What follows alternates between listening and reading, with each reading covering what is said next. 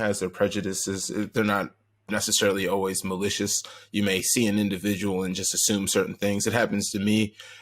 However you present yourself is how people are going to necessarily assume how you are. It kind of is what it is to a certain extent, but then also to a certain extent, you have to recognize like that's completely ridiculous to just assume someone based off of the types of clothing that they wear, or their haircut or their shoes, or how they speak, or whatever it may be.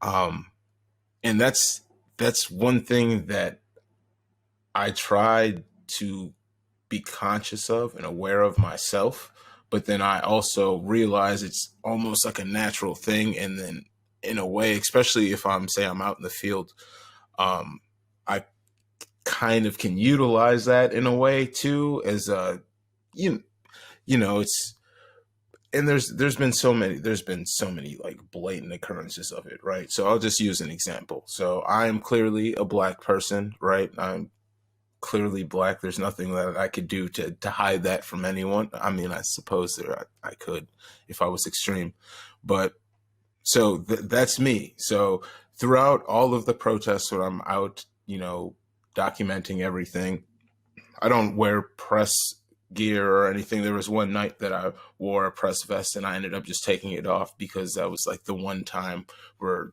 someone got aggravated with me. Well, not the one time, there was other times, but like specifically because of that. But there was several times where I'm just like, I'm out and I'm filming. I have a gimbal, so it's, so I'm like, clearly I have equipment and stuff.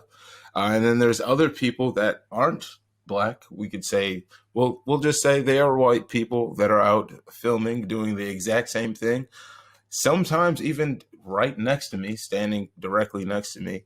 And people that were protesters would approach them, screaming at them, telling them not to film, not to record, and then look at me, make eye contact with me, say nothing, and just walk off or continue to berate the white person, not knowing me at all, not knowing why I'm there, what my agenda may be, if I'm with them or against them or whatever it may be. It's just because I'm black, it's okay for me to do it.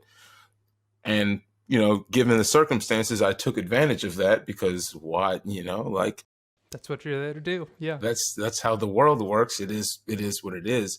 But it's just to me, I was just like, wow, that's pretty, it's, I would say hilarious, but it's not funny, but it's like so blatant. It's like, oh, like that was clearly racism.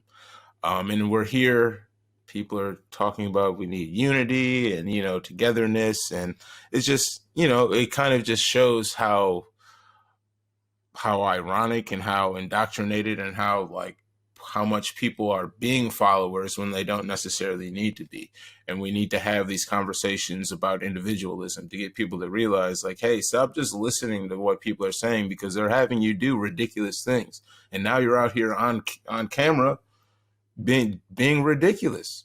And it's not my fault that you did it. It's your fault that you did it, but it's also kind of sad because you don't understand. And there's been times where I tried to like talk to people and let people know, like, hey, like I understand this, but optics is like, it's 2020. Optics is like the most important thing. Whatever, no matter what you do, however things are worded or you present things, that's how it's going to be received by the masses on the internet.